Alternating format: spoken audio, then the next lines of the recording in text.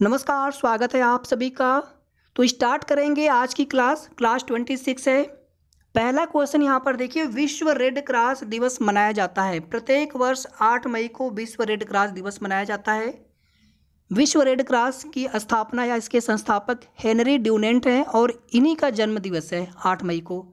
विश्व red cross दिवस की स्थापना 1863 ईस्वी में। यूनिसेफ दिवस 11 दिसंबर। यूनिसेफ में सदस्य देशों की संख्या कहीं कहीं पर आपको 190 और कहीं कहीं पर आपको 192 मिल जाएगा। इसमें ज़्यादा आपको 190 मिल जाएगा ज़्यादा जगह पे।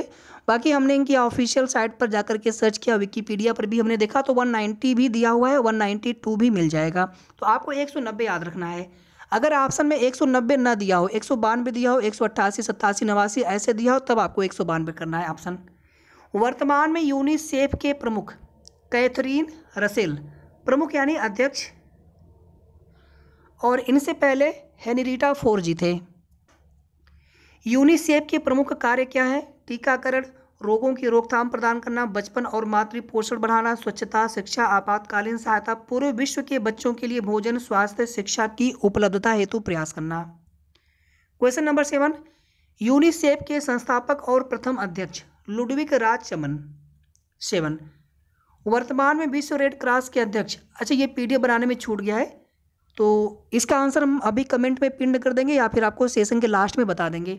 एक आप सभी से रिक्वेस्ट हमारी है कि जितने भी आपको क्लासेज इस समय हम प्रोवाइड करा रहे हैं, ये पूरी तरह से कम समय में अधिक से अधिक क्वेश्चन आप रिवाइज कर सकें, और जितने भी मोस्ट इंपॉर्टेंट क्वेश्चंस आपके एग्जाम्स में जिनके आने की संभावना काफ़ी ज़्यादा रहेगी, उन्हीं प्रश्नों को सेलेक्ट करके ये पीडीएफ बना रहे हैं। पीडीएफ भी आपको हम टेलीग्राम चैनल पर अवेलेबल करा रहे हैं। बस आप सभी से एक छोटी सी रिक्वेस्ट है कि वीडियो को आप पूरा कंप्लीटली ज़रूर देखा करें। 3 से 4 घंटे या उससे भी ज़्यादा समय लग जा रहा है एक पीडीएफ तैयार करने में और ये क्लास आप तक पहुंचाने में। तो आप अभी कम से कम 10 मिनट का समय ज़रूर निकाल करके एक बार वीडियो को पूरा देखें, और लाइक आप सभी कर दीजिएगा, शेयर आप सभी कर दीजिएगा जितना हो सके। साथ ही साथ आगे की जो भी क्लासेस मिलेंगी आपको, उसके लिए आप चैनल को सब्सक्राइब करके रखें। पीछे की जितनी भी क्लासेस हो चुकी हैं, आप इसी वीडियो के डिस्क्रिप्शन में जाएंगे, आपको प्लेलिस्ट का लिंक मिल जाएगा, टेलीग्राम चैनल का लिंक मिल जाएगा, जहां से आप पीडीएफ डाउनलोड कर पाएंगे। अगला क्वेश्चन देखिए यहाँ पर, क्वेश्चन नंबर 9, 2022 में विश्व रेड क्रॉस दिवस की थीम क्या थी? Be human kind. भारतीय रेड क्रॉस सोसाइटी का मुख्यालय नई दिल्ली। अगर ये हिंदी में भी आपसे हो सकता है लिख के कहीं पर आ जाए क्वेश्चन में एग्जाम में, तो मानो दयालु बनो, बी ह्यूमन काइंड का हिंदी में अर्थ हो जाएगा। IRCS, Indian red cross society, इसी भारतीय रेड क्रॉस सोसाइटी को यहाँ पे शॉर्ट फॉर्म में IRCS लिखा हुआ है, कि अध्यक्ष केंद्रीय स्वास्थ्य मंत्री जी होते हैं। IRCS के वर्तमान सचिव, ये अध्यक्ष होते हैं केंद्रीय स्वास्थ्य मंत्री, और वर्तमान सचिव हैं RK Jain. Question number 12। Question number 13 यहाँ पर देखिए, भारत सरकार ने टीबी, क्षय रोग या तपेदिक या ट्यूबरकुलोसिस रोग उन्मूलन का लक्ष्य रखा है 2025 तक। 2017 में शुरुआत की गई थी इसके उन्मूलन कार्यक्रम को लेकर के, और उस समय निक्षय पोर्टल योजना लागू किया गया था। आप देखेंगे निक्षय पोषण योजना भी है, जिसमें 500 रुपये की धनराशि दी जाती है। तो ये सभी फैक्ट आपको पता रहना चाहिए, क्वेश्चन कहीं से भी बन सकता है एग्जाम में। और निक्षय पोर्टल 2 वर्तमान में कार्यान्वयन में है, कार्यरत है, ये भी इसी से संबंधित है, टीबी रोग उन्मूलन से। विश्व टीबी रोग दिवस प्रत्येक वर्ष 24 मार्च को मनाया जाता है। टीबी रोग के लिए जिम्मेदार बैक्टीरिया की खोज किसने की थी? रॉबर्ट कोच ने। टीबी रोग के जीवाणु का नाम माइकोबैक्टीरियम ट्यूबरकुलोसिस। माइकोबैक्टीरियम ट्यूबरकुलोसिस जीवाणुजन्य रोग होता है टीबी। टीबी से प्रभावित अंग तो मुख्य रूप से फेफड़ा प्रभावित होता है, इसके अलावा किडनी, गुर्दा व अन्य अंग भी प्रभावित होते हैं। मिशन इंद्रधनुष क्या है?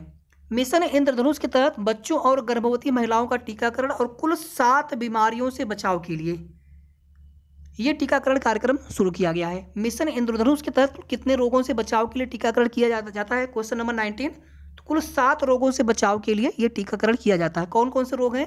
डिप्थीरिया, काली खांसी, टेटनेस, पोलियो, तपेदिक या टीबी, खसरा और हेपेटाइटिस बी। आपको बिल्कुल एज इट इज याद रखना है 7 रोग।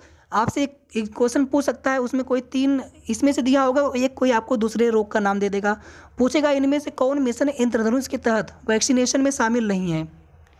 क्वेश्चन नंबर 20 देखिए इसके बाद, क्षय रोग उन्मूलन वर्ष 2017 से 2025 तक, क्षय रोग उन्मूलन वर्ष। और इसी में टीबी हारेगा देश जीतेगा का नारा दिया गया। विश्व टीबी दिवस 2022 की थीम, 24 मार्च को प्रत्येक वर्ष विश्व टीबी दिवस मनाया जाता है और इस वर्ष टीबी दिवस मनाया गया, उसकी थीम क्या थी 2022 की? Invest to end TB save lives, यानी क्षय रोग उन्मूलन के लिए निवेश करें और जीवन को बचाएं। टीबी के अन्य नाम क्या क्या हैं, बिल्कुल आपको पता होना चाहिए। क्षय रोग, तपेदिक रोग, टीबी या एमटीबी, ट्यूबरकुलोसिस या फिर माइकोबैक्टीरियम ट्यूबरकुलोसिस, इनमें से कोई भी एक नाम आपको एग्जाम में पूछ सकता है, तो आपको पता रहना चाहिए। क्वेश्चन नंबर 23, विश्व एड्स रोग दिवस मनाया जाता है प्रत्येक वर्ष 1 दिसंबर को। विश्व एड्स दिवस 2022 की थीम इक्वलाइज, समानता। आपसे एग्जाम में दिवस भी पूछ सकता है या फिर थीम में भी पूछ सकता है। एड्स रोग का कारण HIV वायरस, HIV का फुल फॉर्म क्या है? Human immuno deficiency virus. और एड्स का फुल फॉर्म क्या होता है? Acquired immuno deficiency syndrome. Full form भी पूछ सकता है आपसे डायरेक्टली। सेंसस 2011, जनगणना 2011, सर्वाधिक जनसंख्या घनत्व वाला राज्य पश्चिम बंगाल।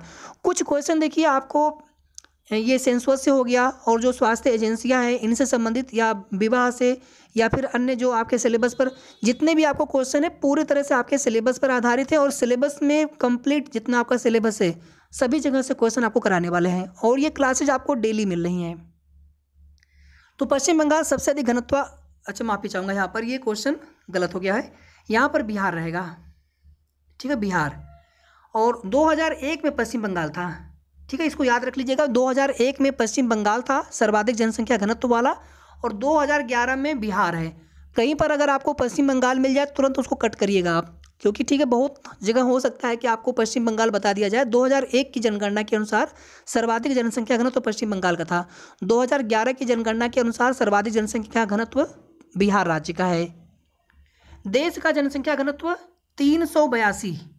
जब तक नया सेंसस का आंकड़ा नहीं आ जाता है, जनगणना हो नहीं जाता, तब तक पुराने वाले जनगणना के आधार पर ही क्वेश्चन आपसे पूछे जाएंगे। और जनगणना, जनसंख्या, जनसांख्यिकी आपके सिलेबस में है। उत्तर प्रदेश में जनसंख्या घनत्व 829, 382 देश का है। दूध में पाए जाने वाली प्रोटीन का नाम केसीन। एक प्रोटीन पाया जाता है बालों में, नाखूनों में, केराटिन। प्रोटीन होते हैं नाइट्रोजन युक्त एमिनो अम्ल। प्रोटीन बेसिकली अमीनो अम्ल होते हैं और ये नाइट्रोजन युक्त होते हैं। अनिवार्य अमीनो अम्ल कुल 20 अमीनो अम्ल होते हैं, जिसमें से 10 अमीनो अम्ल अनिवार्य अमीनो अम्ल होते हैं जिन्हें भोजन से प्राप्त करना होता है, और 10 अमीनो अम्ल अनावश्यक या फिर नॉन इसेंशियल या फिर सामान्य होते हैं जिनकी पूर्ति शरीर स्वयं कर लेता है। ये भी 10 संख्या में होते हैं। टोटल 20 अमीनो अम्ल की आवश्यकता शरीर को होती है। प्रोटीन बेसिकली करते क्या है? कोशिकाओं की, ऊतकों की मरम्मत, टूट फूट, विकास, वृद्धि, निर्माण आदि के लिए। गर्भावस्था में शिशु के लिए, माता के लिए, विकास के लिए, वृद्धि के लिए। और कार्बोहाइड्रेट क्या करता है? मुख्य रूप से ऊर्जा प्रदान करता है। विटामिन रोगों से रक्षा करता है। सामान्य ये हो गया। शरीर में कार्बोहाइड्रेट की अधिकता से क्या होगा? मोटापा होगा। 1 ग्राम कार्बोहाइड्रेट से कितनी ऊर्जा प्राप्त होती है? 4.1 कैलोरी। 1 ग्राम प्रोटीन से 4.15 कैलोरी या 4.125, कुछ इस प्रकार से आपको दे सकता है। थोड़ा सा ज़्यादा होता है कार्बोहाइड्रेट से पर ग्राम के हिसाब से। और वसा से सबसे अधिक मिलता है 9.3 कैलोरी। लेकिन शरीर की अधिकांश ऊर्जा आवश्यकताओं की पूर्ति कार्बोहाइड्रेट से होती है। और शरीर में कार्बोहाइड्रेट की कमी से क्या होगा? वजन कम होगा।